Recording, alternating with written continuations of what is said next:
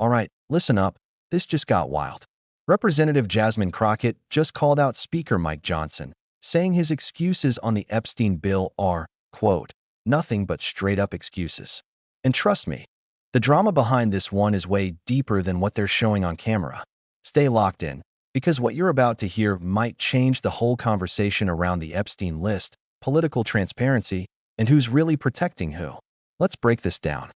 A bunch of excuses. I mean, please explain to us again why Representative Grijalva had her swearing in delayed. Please explain to us again why it is that in the middle of the longest shutdown in the history of this country, the speaker avoided bringing us in. This was all about avoiding this. He says that it was political, but at the end of the day, if it was an almost unanimous vote, then why is it that the speaker couldn't just put it on the floor? And if the president had nothing to hide, then why is it that we ever had to do a vote? Why is it that we're sitting here waiting on the Senate to vote? So, I am so happy that there's at least one step in the right direction for these survivors. But at the end of the day, this was an utter disgrace. And it had nothing to do with the speaker trying to better this bill, because ultimately, in all the time that it took to get the 218 signatures to do the discharge petition, he could have actually dropped his own bill with the language that he wanted to see, and he didn't.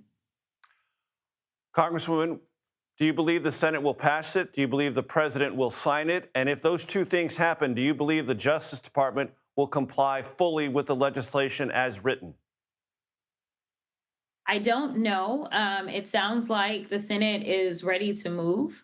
That's fine. But I believe that if the Senate does move and if the president does sign it into law, and at least the votes from the House make it veto proof. If we get about 67 votes out of the Senate, then it'll be veto proof. And no matter what, this will become law. Now, whether or not we get what we need from the Department of Justice is a whole other issue. Pam Bondi does not work for the American people. She has made it clear that she has one boss, and that is Donald Trump.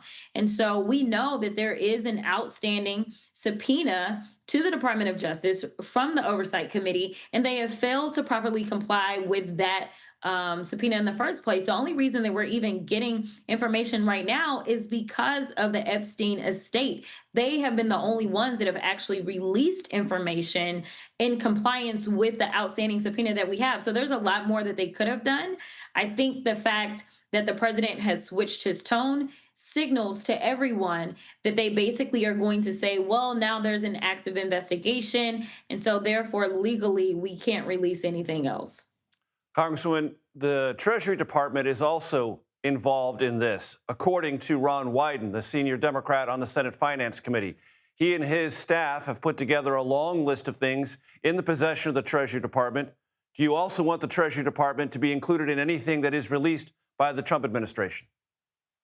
Absolutely. One of the things that we had actually talked about when we had a closed door meeting with the survivors earlier this year, along with the speaker, was the speaker said, hey, I'm committed to doing everything that I can. And then obviously he did nothing.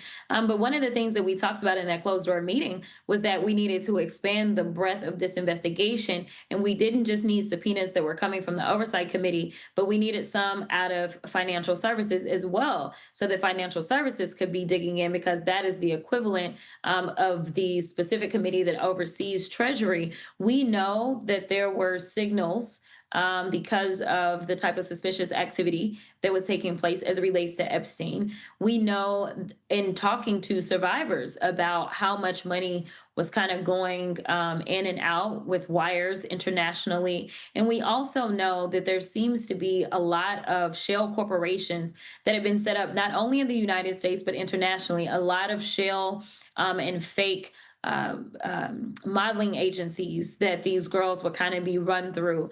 We also had been told that there had been a mechanism to make sure that they could get immigration papers that were not necessarily had not necessarily gone through the proper vetting and done correctly, as well as some fake marriages. So there's just a lot. And the thing is, you can't pretend that this sophisticated system was only reliant upon two people. Yes, these two people may have been at the top, but with the level of sophistication, I'm just not sure that there's still not activity that is going on. And that is why this matters even today. I know you went back to the 90s, and yes, you're right. There has been a miscarriage of justice for so many decades. But the question is, by ignoring this, are we still allowing for those same loopholes to make sure that children and women are being victimized today? And look, after everything that just dropped, this story is nowhere near over. If you want to stay ahead of the curve, not the watered-down version, but the real breakdown, you're in the right place.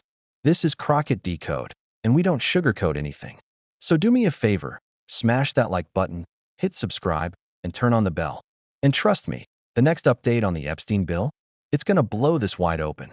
Stay tuned, it gets crazier from here.